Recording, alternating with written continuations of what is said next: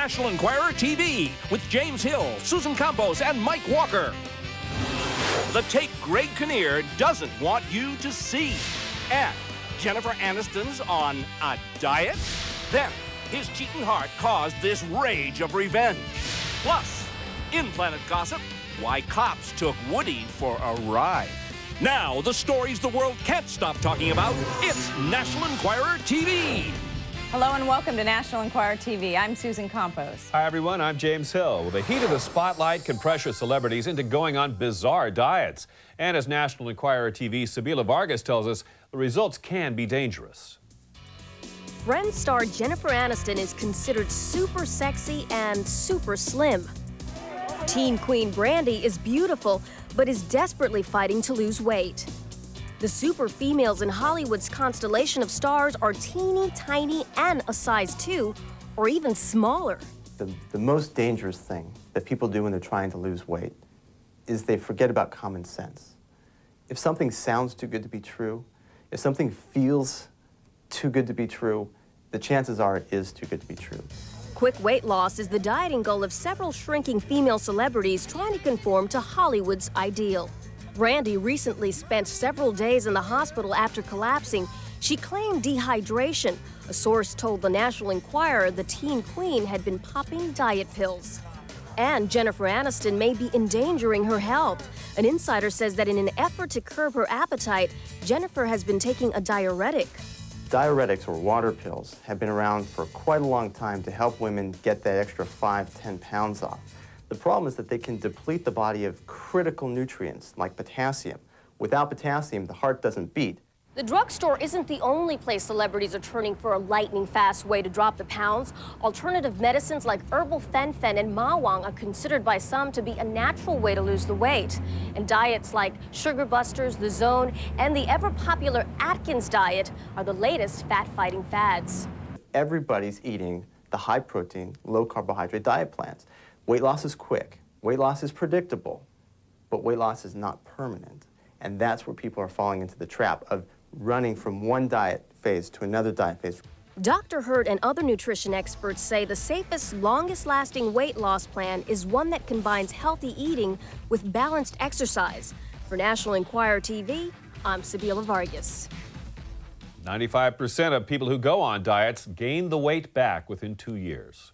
There's a lot of black magic on TV these days, everything from Buffy the Vampire Slayer to Charmed and Sabrina the Teenage Witch. Just how accurate is their witchcraft? We sat down with some real witches to find out.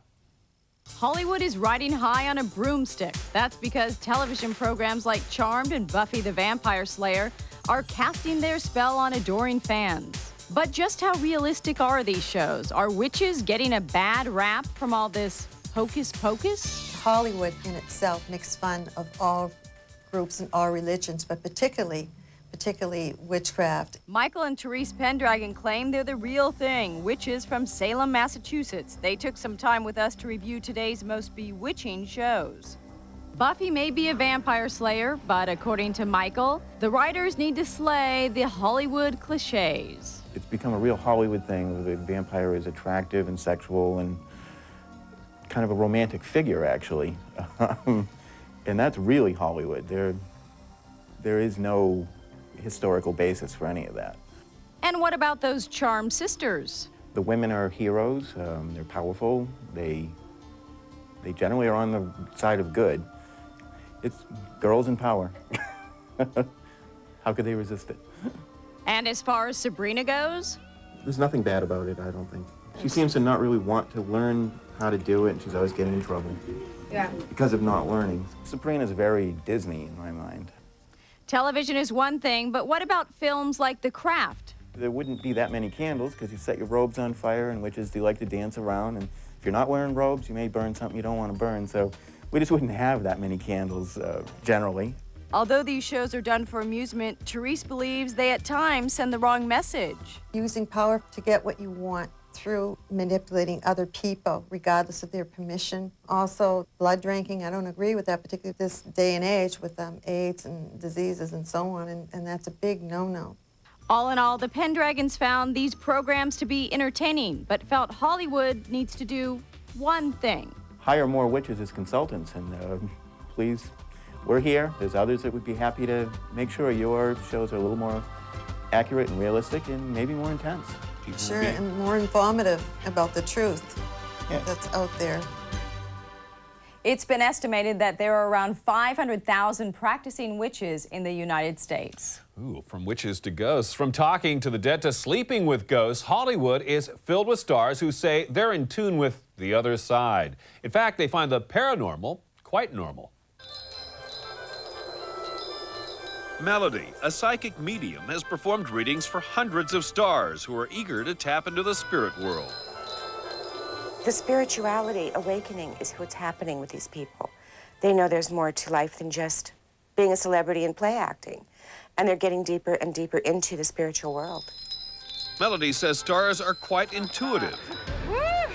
Take Julia Roberts, who insists that her dad, who died of cancer when she was 10, gives her heavenly guidance every day. He could be guiding her, yes. I do believe that she is intuitive. I do believe that she has the gift to bring this in. And you can call it whatever you like, it's just a label, but he is guiding her. And she feels him quite strongly. Dan Aykroyd revealed that the spirit of the late Mamas and Papas singer Cass Elliot visited him after he moved into the home she once owned. Aykroyd says he nuzzled up to the hefty spirit when she crawled into bed with him. I met Dan Aykroyd, and I truly believe what he's saying. He and his wife, Donna, are very, very spiritual, and I do believe that he is clairvoyant, and that's where many of his ideas come in on a clairvoyant level, and I wouldn't doubt him for a minute. Whatever the encounter, Melody says Hollywood heavy hitters are among the many, turning to the supernatural to cure what ails them. Acting is far from reality, and when the work comes in, they need something stable. They need to be grounded, okay? So they go into the spiritual realm, have readings, do whatever they can do to bring themselves closer to their higher spirit so that they remember who they are. Melody says her celebrity clients rely on her psychic ability so much that they consult before making career moves, even going so far as calling her from a movie set to get her input. Coming up, when Greg Kinnear was as bad as it gets, and how to keep Fido and Miss Kitty around forever. Coming up on National Enquirer TV. In the fall, Greg will be starring with Oscar winner Hilary Swank in an ESP thriller, The Gift. They say a cat has 9 lives, but now with the help of science, your cat might have 99.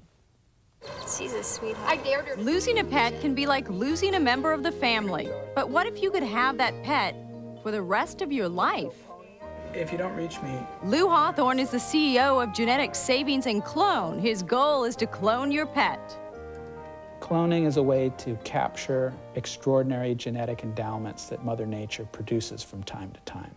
Dolly was our first experience with cloning, and most recently, pigs were cloned. According to Lou, your house pet isn't far away. Cloning for companion animals, dogs is coming very quickly, perhaps just a few months. Cats are going to take a little longer. We have a parallel cat cloning project called Operation Copycat, which is underway. Cats are simpler than dogs, so it may even bear kittens at the same time. Here's how it works. If your pet is dying, get a swab of his DNA, store it, and call up Genetic Savings and Clone. They'll do the rest. The very first step is to bank the animal's DNA. We are set up to do that right now. We have a kit we've developed called BioBox, which has everything your veterinarian needs to take a sample of your animal's DNA and send it to our laboratory in Texas, where it's cultured and cryopreserved in liquid nitrogen, where it can stay for decades. In the film Multiplicity, Michael Keaton was cloned several times. Hi, how are you? Lou named his first project after the film Missy-plicity. He's attempting to clone a dog named Missy, and Missy's billionaire owner wants her cloned not once, not twice, but 3 times. She really is an extraordinary animal. She's beautiful, she's smart, she's healthy, she's athletic, she's loyal, she's everything you would want in a dog. So I can understand why someone would feel so strongly about her. Some compare cloning to playing God, but Lou sees it differently. We would clone an animal and we would fix the health problems in the clone that plagued the genetic donor. While it's not technically possible to do that yet, it's theoretically possible, and we're looking into it very carefully as a service we might offer a few years down the line. At a price of $250,000, this procedure isn't cheap, but some would pay any price for their pet. Lou Hawthorne believes that once the first pet has been successfully cloned, the demand will be so high that they'll be able to cut that cost in half. Coming up, in Planet Gossip, why Woody was late for a date. And he cheated on her, but did he deserve this? Stay tuned for these stories and more. David and his former secretary Rose continued their friendship, but they've since stopped dating. And now it's time for Mike Walker's Planet Gossip. Today, Elvis brings Sybil Shepherd closer to a fan. Mike? Thanks, Susan. And now, all the news you really need to know. Kim Basinger goes first class when she flies the friendly skies, but refuses to eat or drink anything from the flight kitchen and won't even use their knives, forks, or dishes. When it's time to eat, Kim graciously allows them to smooth a tablecloth on her tray, then unpacks a picnic meal for herself and daughter Ireland if she's along for the ride. After dining do-it-yourself, kindly Kim lets the airline folks stash her trash. Woody Harrelson was trying to hail a cab to get to a talk show appearance in New York when cops offered him a ride. But their van got stuck behind a bus whose driver beefed to the police that a passenger had refused to pay the fare. Impatient Woody footed the bill, and New York's finest whisked him to the studio just a little late. And here's another one of our items about star couples whose names both begin with K. Kevin Bacon and wife Kira Sedgwick spotted a forlorn Labrador puppy abandoned at a flea market, and now it's theirs. It's their second pet rescue mission. Just months ago, they adopted a stray kitty with a broken leg. Remember how Ellen DeGeneres wanted Michael Bolton to father her baby, a la Crosby, Etheridge, and Cypher? And what was their HBO hit, If These Walls Could Talk To, about? A lesbian couple and their turkey baster, right? So, dig this. At the Beverly Hills Barneys, Ellen and Ann stopped a woman pushing a tyke in a nifty stroller, the kind that doubles as a car seat and carrier, and asked for a demo. While Ann held the baby, Mom demonstrated the stroller's bells and whistles. Next, Ellen and Ann took turns wheeling it around. Then, are you ready? Ellen told the mom, "We're going to be in the market for one of these pretty soon. Hey, if anybody spots Michael Bolton buying cigars, call me." And now you know it all. Almost. Training must have paid off. One of the hottest careers in town. Oh, absolutely. That's our show for today. I'm James Hill. And I'm Susan Campos. Thanks for watching.